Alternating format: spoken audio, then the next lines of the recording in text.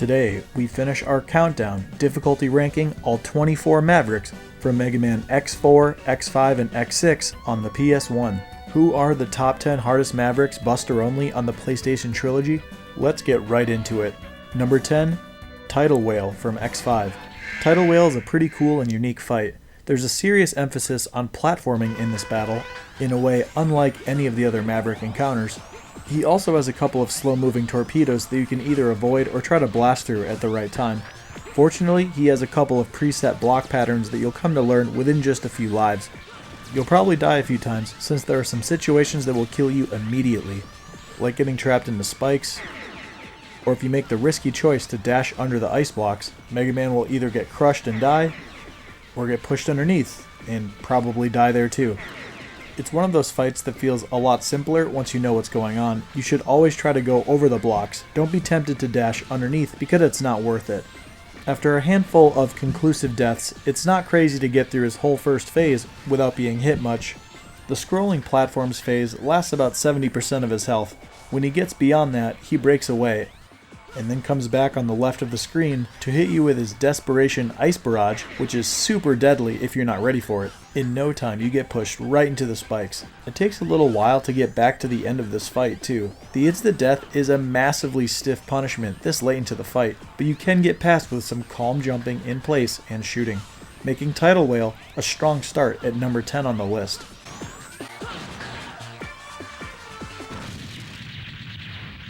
Following what has to probably be the most difficult mid-level boss in gaming history, number 9, Flame Heatnix from X6. We have a pretty quick and punishing fight with Flame Heatnix. There are 3 floating rock slabs between the 2 walls, and you have to be sure to consistently land on them with the fight going on because Flame Heatnix has the ability to raise from below or lower from above this brutal purple lava, whatever it's supposed to be. It drains half of your health. At least it's not instant death like earlier in the stage, but it can end some fights pretty fast, just for a couple of clumsy jumps. This is a test of nerves a little bit. As long as you can confidently hold your ground and react to him with an accurate jump, then this fight will go by quite smoothly. But just remember, it doesn't take much for the fight to go downhill in a hurry. The projectile he shoots that breaks can be tricky to dodge, since you have limited space on where to land.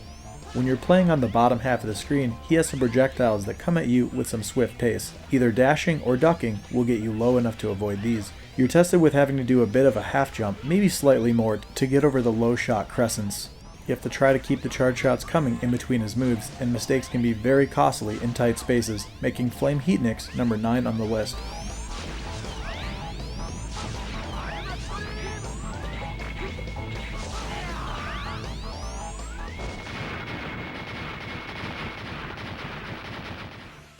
Number 8, Volt Kraken from X5.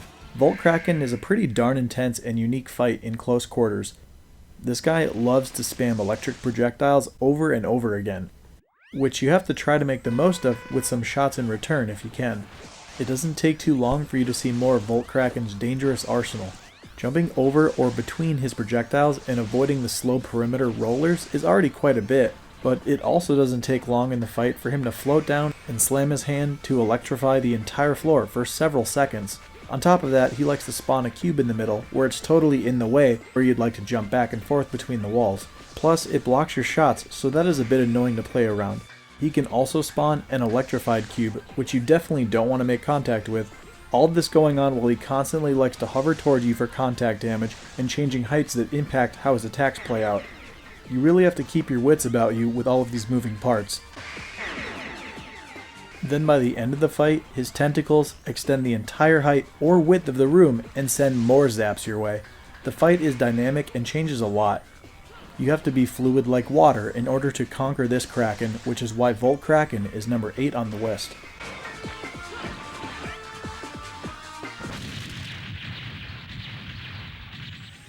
Number 7, Spiral Pegasus from X5. Spiral Pegasus is what Storm Eagle wishes he was, a serious threat up here in the air. This is the second fight in the X series on top of a Mavericks plane, and there's no question who is more dangerous and significantly harder. The threat of contact damage is regular, with him dashing and flying through the air. There's also an annoying change up in tempo with this clone image shooting out way faster than he moves. With his changeups and how he approaches you along with this attack, it really keeps you on your toes trying to avoid damage. It takes some serious adjusting. Plus he has this tornado throwing attack that quickly grows in height and punishes if you're too far away. But having to get in so tight comes with its own set of problems. Spiral Pegasus has a tough mix of moves to deal with. He's hard to know where he's coming from, so you actually need legitimately decent reaction time to not keep getting caught. On top of this, his contact facing the edges of the wings is extra deadly because he can easily bump you right off for an instant kill. I thought this guy was going to be much simpler, but through multiple tries he showed me how much I was underestimating how dangerous he is. He's got some serious mix-ups in how he flies through the screen in so many different ways. Even if a fight is going super great, it just takes one of these and you have to do it all over again. You'd be surprised too, it's not even like you have to be right next to the edge in order to get this to happen. You have to be very sharp the entire time in order for this fight to not have its chances thrown to the wind, earning it number 7 on the list.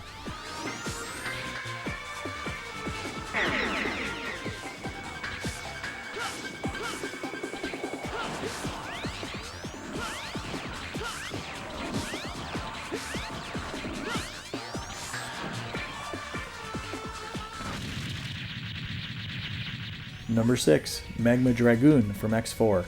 You ever wanted to fight a mix of a fire Pokemon and Street Fighter character? Look no further than Magma Dragoon. This guy is one athletic and dangerous opponent. His moveset is dynamic and set on a very brisk tempo. There's hardly much of any cooldown between his attacks. He likes to jump toward you, pump out fire Hadoukens, perform lightning fast jump kicks, Shoryuken uppercuts, and releases long blasts of fire that send you scurrying for the top corner of the wall. There's also a small gap of lava between the floor and the two walls, resulting in instant death, making all of what you have to do that much more uneasy. Magma Dragoon is a serious danger. They even allow you to take a mech into this match, which says a lot about how tough they knew he was. The fight is just so tense, pushed by his pace. The openings to hit him with any of your charge shots are so brief, plus his moves do some serious damage. This isn't chip damage, they're significant wall-ups that can kill you in only 4 hits. You never really know exactly what he's going to do, and his actions are so fast that your life meter can get drained in a hurry. He has a couple more attacks that are really hard to avoid, like a spout of lava coming up to clear the entire wall, or a fiery rock shower that covers the entire battlefield. Your reactions have to not only be split second but also smart, because dodging one thing doesn't mean you won't immediately get hit by his next attack. You're kinda hoping for a little bit of luck against this guy. If he keeps up his pressure with kicks and Shoryuken uppercuts and that lava spout, this is going to be a bad time. Hopefully he makes it easy to get over his head by doing his fire blast near the wall. This helps immensely when trying to take this guy down. Magma Dragoon really can feel like a bully of a fight, earning him number 6 on the list.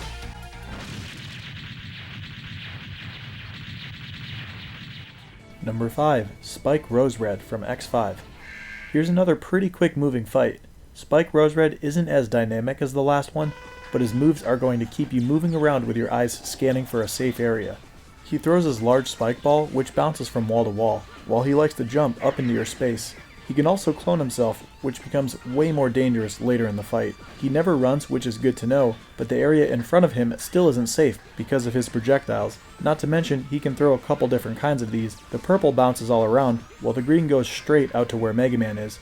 You're working with some tight space, and he really does some decent damage, whether it's his contact or his projectiles. With his few options, it's hard to know what to do. You have to make the most of whatever tiny openings you get with everything going on.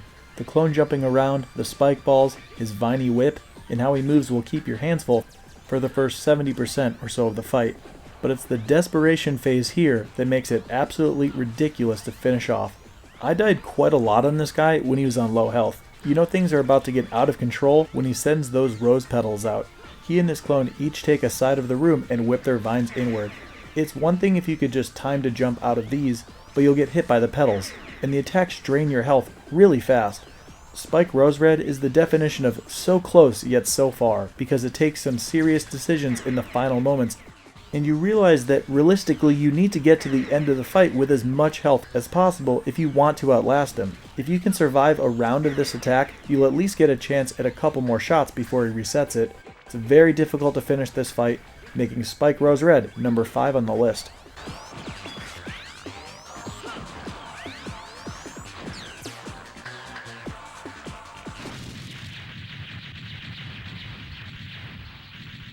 Number 4. Storm Owl from X4. Storm Owl has a variety of attacks that make him difficult to deal with. The layout of his stage also shows you that this is going to be a pretty unique fight. The first thing I can tell you about this platform is that it's at a height that's pretty much barely reachable to jump to. It got very frustrating trying to climb using this thing because it's easy to miss the side and come right back down into danger. Storm Owl likes to patrol from side to side. The easiest and most predictable thing to deal with is when he swoops for you, since you can dash and then use a charge shot. However, if you make a mistake on that platform or you're not swift enough, he will make you pay with this punishing attack. Sometimes he just throws an orb too, which is another one of his simplest attacks, but things only get more complicated and dangerous from here. He also has a 4 orb setup. These are especially annoying because they block your shots, so oftentimes you can't even shoot him while he's putting these out, and depending on your positioning, these are very difficult to avoid being hit by. It takes a well-timed jump or dash to bait these away from you. He also has 3 tracer bullet things that are tough to avoid, with each one of them having multiple hitboxes. His contact damage also hurts quite a bit and offsets several successful rounds of dodging and shooting. Storm Owl's attacks toward the end of the fight are also horrible to deal with, and you're pretty much guaranteed to be killed by them at least once because you'd never see them coming. He can just summon multiple tornadoes from the ground in a split second, which wrecks your health. He also charges up before a long firing of orbs into the 4 corners, and as you'd guess, this attack hurts a lot. You're going to have your hands full with this fight and hoping for the simplest of patterns because he can make things very difficult when he's in the mood. You'll also need hindsight on your side in order to get through those last attacks. Taking on Storm Owl, Buster only without armor, is anything but a hoot, making him number 4 on the list.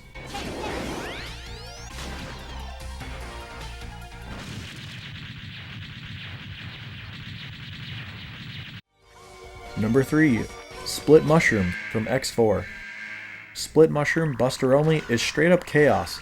This guy turns into quite the endurance battle, since the pace of the fight picks up dramatically as he takes more damage. It always starts out with the 6 clones getting flung your way, but the staple here is Split Mushroom running across the floor and jumping back the other way. He picks up speed as he takes more damage, making the timing more tricky when running with his clone. There are definitely moments where you'll mix the two up, and of course the clone doesn't take any damage. Between the rounds of running and jumping, they both do a spin before banging back and forth between the walls. There's not a lot of safe space around when they're doing this, and when he gets below half health, things get even more chaotic as they bounce back and forth, then plummet downward for some toadstool head stomps, which puffs out some poison clouds that you certainly don't want to jump into. Split Mushroom is just a very busy fight with hitboxes flying all over the place, and as the pace and danger increases, he's a very difficult fight to finish off. Unless you somehow know exactly where these guys are going, you'll be praying for some luck when you're up on the walls as they bounce all around. With the two of them moving with their own variables and pace, it gets very tricky to be strategic down the stretch, since it's easy to misplace your target while actively trying to avoid these maniacal mushrooms. As is clear to see, there's a lot going on. Even with these two dudes going wild all over the screen, there really are still 2 more fights that gave me more trouble than this, making it number 3 on the list.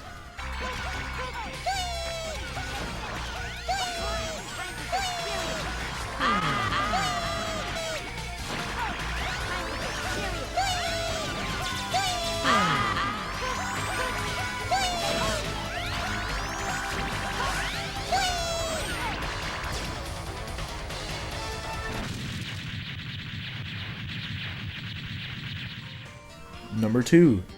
Shield Sheldon from X6. Here's the ultimate defensive nightmare, with the aptly named Shield Sheldon. This guy gets a lot of use out of his shields. I've never had a Maverick straight up shut me out from putting any damage on it for my first attempts, and I was trying to shoot all the time, but could not get any in there while I got completely destroyed by him rocking all around like armored armadillo and throwing out these giant rotating clam shields.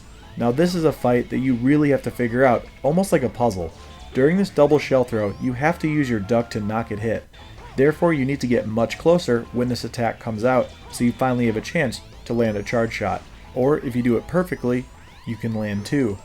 While it's not as prominent in the theme of this fight, Shield Sheldon also clones himself just for a couple attacks, and that means extra robot clams are smashing all over the place.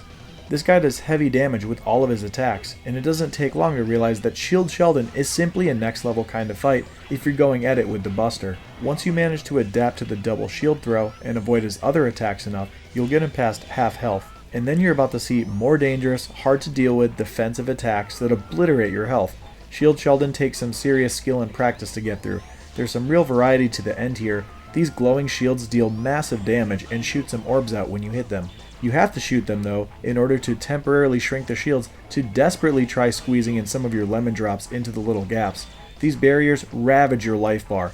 As he keeps trying to float into your space, it's super annoying to deal with. He also has an attack like Storm Owl, where he goes center stage to annihilate the corners with those clam shields. They're big and come out fast, so don't be surprised if you get smacked by those. And this is just the start to one of the strangest and most unique moves in the entire list. He quickly zips between the clamshells with such a strange little sound to go with it. Hitting the clams with your shots makes them shoot back at you, and this would be simple if it made any sense, but you can't follow him with your eyes. This dude can appear and go to any of these clams. It doesn't matter if you see him fly over into one, he just appears wherever he feels like it. Plus he can hit you during the transfer too, so it's really not easy to get in shots during this part, and it's surprisingly dangerous as well. You have to learn this dude's moves inside and out in order to stand a chance. He has access to all of them throughout the entire fight, which can easily surprise you. There are so many things that keep you on your toes and harshly punish with this fight. Plus, it is hard to get your shots in, making Shield Sheldon number 2 on the list.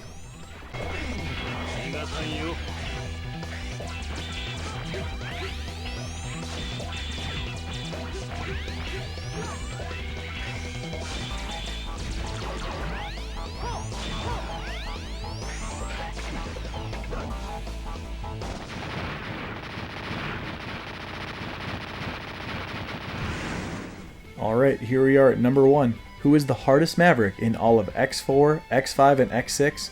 We've covered all 23 of the others leading up to this point. Here it is, an absolute nightmare of a fight. Number 1, Infinity Maginian from X6.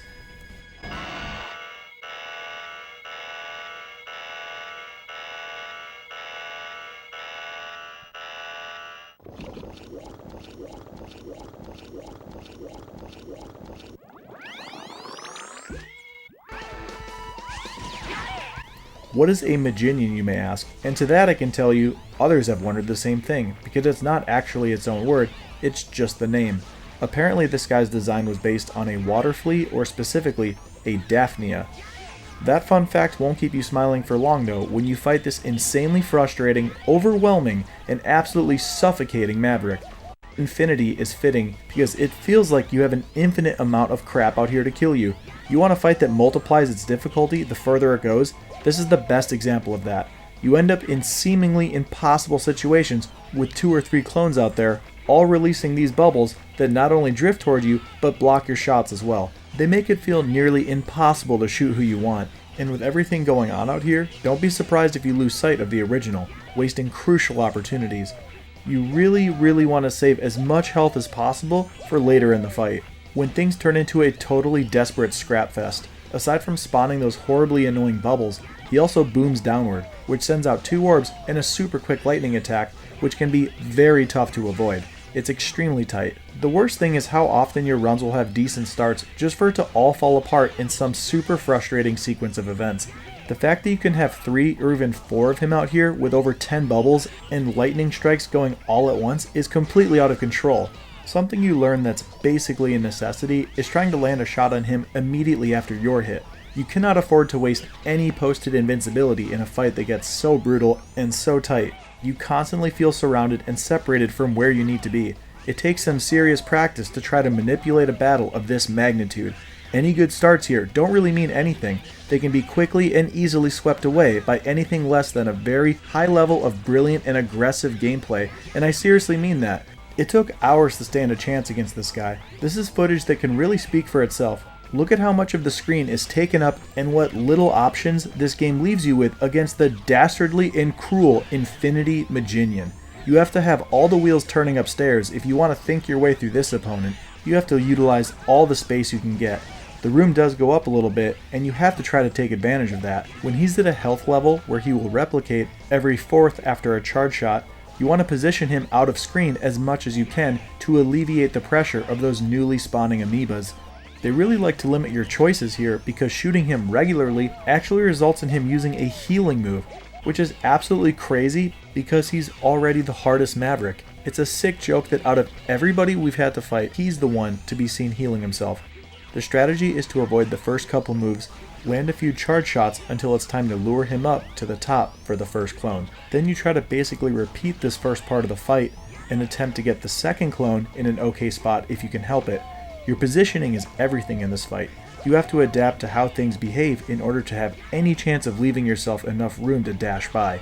Before long, you're in the mud with this fight at its worst points.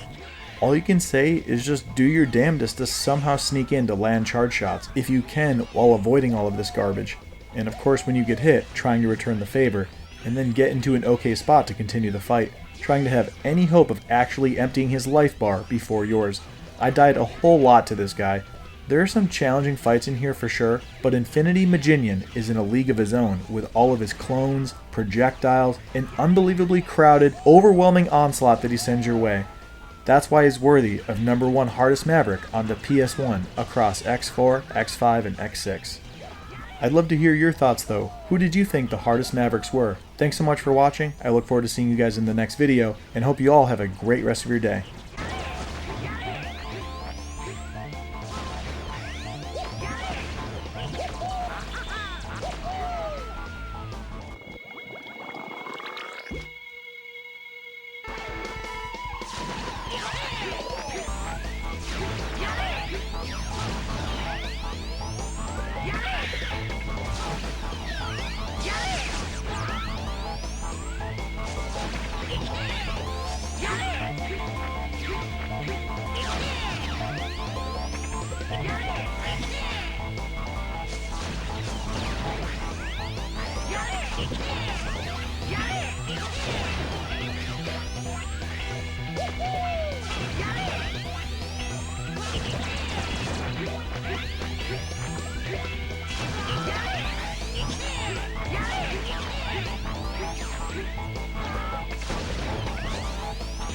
Yeah!